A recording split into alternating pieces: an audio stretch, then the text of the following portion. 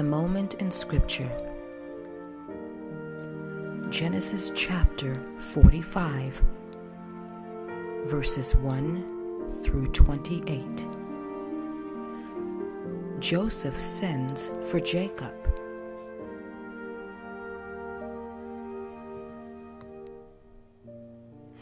Then Joseph could not control himself before all those who stood by him. He cried, "Make everyone go out from me." So no one stayed with him when Joseph made himself known to his brothers. He wept aloud so that the Egyptians heard it, and the household of Pharaoh heard it. And Joseph said to his brothers, "I am Joseph. Is my father still alive?" But his brothers could not answer him, for they were dismayed at his presence. So Joseph said to his brothers, "Come near to me, please." And they came near, and he said, "I am your brother Joseph, whom you sold into Egypt. Now do not be distressed or angry with yourselves because you sold me here, for God sent me before you to preserve life.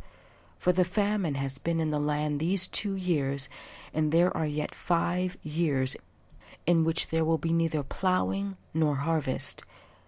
So God sent me before you to preserve for you a raiment on earth, and to keep alive for you many survivors. So it was not you who sent me here, but God. He has made me a father to Pharaoh, and lord to all his house, and ruler over all the land of Egypt. Hurry, go up to my father and say to him, 'Thus says your son Joseph, God has made me lord of all Egypt. Come down to me, do not tarry. You shall dwell in the land of Goshen, and you shall be near me, you and your children and your children's children, and your flocks and your herds and all that you have.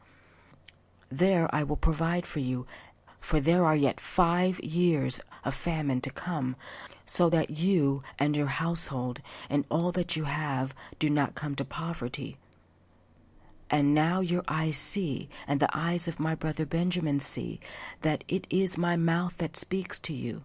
You must tell my father of all my honor in Egypt, and of all that you have seen. Hurry, bring my father down here."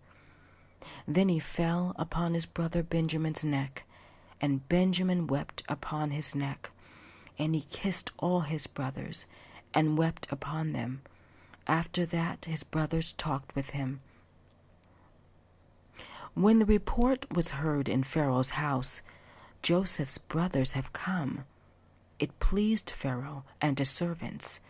And Pharaoh said to Joseph, "Say to your brothers, 'Do this, load your beasts, and go back to the land of Canaan, and take your father and your households, and come to me, and I will give you the best of the land of Egypt. You shall eat the fat of the land.' And you, Joseph, are commanded to say, 'Do this, take wagons from the land of Egypt for your little ones and for your wives, and bring your father and come.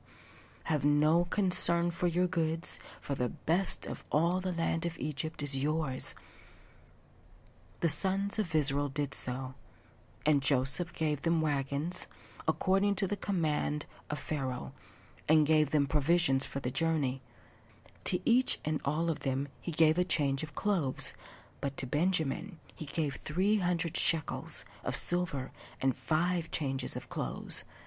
To his father he sent as follows: 10 donkeys loaded with the good things of Egypt, and 10 female donkeys loaded with grain, bread, and provision for his father on the journey. Then he sent his brothers away, and as they departed he said to them, "Do not quarrel on the way." So they went up out of Egypt, and came to the land of Canaan to their father Jacob. And they told him, "Joseph is still alive. He is a ruler over all the land of Egypt." But his heart became numb, for he did not believe them. But when they told him all the words of Joseph, which he had said to them, And when he saw the wagons that Joseph had sent to carry him, the spirit of their father Jacob revived. And Israel said, "It is enough. Joseph, my son, is still alive. I will go and see him before I die."